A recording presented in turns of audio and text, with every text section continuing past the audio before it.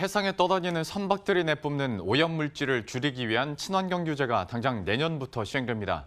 그동안 선주들은 임시방편으로 오염물질 배출을 줄여왔는데요. 채 석 달밖에 남지 않은 상황에서 최근 친환경 선박인 LNG 추진선 발주 소식이 잇따라 들려오고 있습니다. 김승교 기자와 함께 보다 자세한 내용 알아보도록 하죠. 시장에서도 조선주 얘기하면서 이제 IMO 2020 얘기 참 많이 하는데 이게 어떤 규제인지부터 한번 설명을 해주시죠.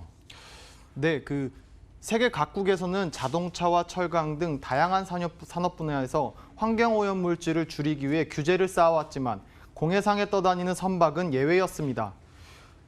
하지만 더 이상의 오염을 막기 위해 회사기구 IMO는 기존 환경 규제를 강화하기로 한 건데요.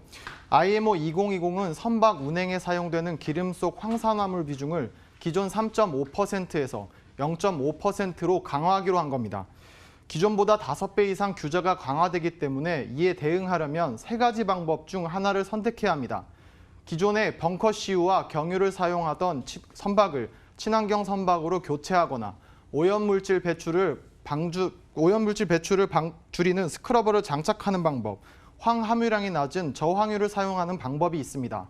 하지만 저황유는 효율 문제 때문에 연료비가 40% 이상 추가 지급되고 스크러버는 크기가 커 설치에 제한적이고 안전성에 문제도 있습니다. 그러다 보니 LNG를 원료로 쓰는 LNG 추진선이 대안으로 남았는데요. 하지만 기존 선박보다 선가가 20에서 30% 정도 비싸 대규모 자금이 투입돼야 합니다. 그러다 보니 선주들이 고민을 계속해오다가 LNG 추진선의 발주는 더뎌지기만 했습니다. 통상 선박을 짓는데 3년이 걸릴 것으로 예상해보면 2016년 이후부터는 친환경 선박이 발주됐어야 합니다. 그런데 드디어 삼성중공업이 지난달 오세아니아 선주와 아프로막스급 열척 7,500억 원 규모의 수주 계약을 체결했습니다. 짚어줬던 것처럼 삼성중공업의 LNG 추진선에 대한 수주가 역시 의미 있게 좀 다뤄지기도 했었는데 그러면 이것을 계기로 이제 업계 전반으로 친환경 어떤 수주의 가능성이 더 확대됐다고 볼 수 있는 겁니까? 네, 맞습니다.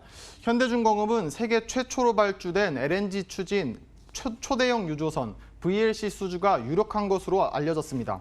현대중공업은 그리스 캐피턴 해운과 총 14척의 LNG 추진선 발주를 위한 건조 의향서를 맺었습니다. 이번에 따낸 선박은 최대 적재량이 30만 DWT, 즉 화물을 30만 톤까지 실을 수 있는 규모로 LNG를 원료로 쓰는 유조선 중에는 가장 큽니다. 이 배는 척당 가격이 1,300억 원으로 14척을 모두 수주할 경우 수주 금액은 1조 8천억 원에 달합니다. 신조선은 이게 향후 2025년까지 흘러갔을 때 과연 스크라브가 대안인가 아닌가 선주들이 몇 년 동안 고민을 했던 거예요. 스크라브가 큰 대안은 안 되겠다라는 게 선주들 입장이에요. 앞으로 발전할 배들에 대해서는 DF가 더 확실하다라는 선주들이 이끌고 시장을 가기 시작하는 거예요. 대형사들이. 삼성중공업과 현대중공업이 건조를 맡은 LNG 추진 원유 운반선은 모두 오일 메이저 회사인 쉘의 원유를 운반할 것으로 알려졌습니다.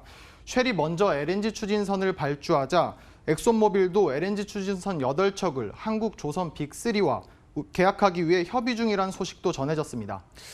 특히 LNG선 같은 경우에는 기술력이 확보돼야 가능한 거기 때문에 이거는 중국과는 비교도 안 되는 상황이고 특히 국내 조선업계는 그러면 다시 한번 큰 기회가 되지 않을까 싶은데 좀 분위기가 어떻습니까? 네, 아시다시피 우리나라의 LNG 추진선 건조 능력은 세계적으로 월등한 수준이기 때문에 앞으로 발주되는 물량의 대부분을 수주할 것이라는 기대감이 커지고 있습니다. 현재 미중 무역 분쟁 등으로 글로벌 물동량이 줄면서 예상보다 조선업황이 빠르게 개선되지 않고 있는데요. 고부가치 선박으로 꼽히는 LNG 추진선은 우리나라 조선업계에도 단비가 될 전망입니다. 또 그동안 LNG 운반선 위주의 수주 포트폴리오도 다변화할 수 있고 수익성도 개선할 수 있다는 점에서 아주 긍정적인 대목이라고 할 수 있습니다. 2016년부터 지난달까지 LNG 운반선 건조 실적은 우리나라가 73%, 일본이 18%, 중국이 8%를 기록할 정도로 우리나라의 건조 실적이 압도적입니다. 하지만 LNG 운반선은 공정 과정이 상선보다 길기 때문에 조선사 입장에서는 너무 많아도 부담이 되는 선종인데요. 그에 반해 상선은 가격도 높을 뿐만 아니라 원가 관리나 제작 난이도, 수익성 면에서도 운반선보다는 훨씬 낮습니다. LNG 추진선은 엔진과 연료만 다를 뿐 상선이기 때문에 수주 포트폴리오를 다변화한다는 측면에서도 좋은 기회가 될 것으로 보이는데요.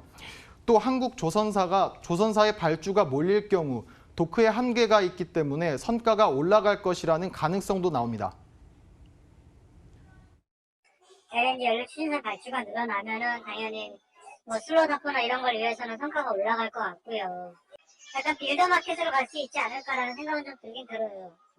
어차피 지을 수 있는 슬롯이 없고 지을 수 있는 빌더가 없으면은 당연히 조금 메리트는 조선사 쪽에 있겠죠.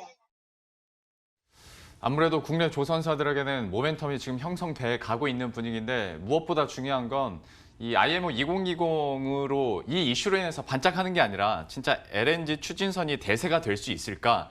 여기에 대해서는 좀 어떻게 전망이 나오고 있습니까? 네, 코트라에 따르면 2017년 세계 신조 선박 발주 중 LNG 추진선의 비중은 7.6%에 그쳤습니다. 하지만 2020년에는 17.5%, 2025년에는 60% 이상을 LNG 추진선이 차지할 전망입니다. 영국의 해운정보업체 로이드는 2025년까지 최대 1,900척의 LNG 추진선이 건조될 것이라는 전망을 했습니다. 이런 기회를 놓치지 않기 위해 가사면 현대중공업 사장과 이성근 대우조선해양 사장, 남준우 삼성중공업 사장은 오늘까지 미국 휴스턴에서 열리는 가스텍에 참여해 LNG 추진선 홍보에 주력하고 있습니다. LNG 추진선 발주는 기반 시설이 되는 벙커링 등 해양 플랜트도 따라올 수 있고 세준중공업과 한국카본 등 LNG 기자재 업체에게도 좋은 기회가 될 전망입니다. 그동안 장기적인 불황으로 힘든 시간을 보내왔던 우리나라 조선업계가 친환경 선박을 발판 삼아 르네상스의 부활을 이끌 수 있을지 기대가 모아지고 있습니다. 예, 지금까지 김승교 기자와 함께했습니다. 잘 들었습니다. 감사합니다.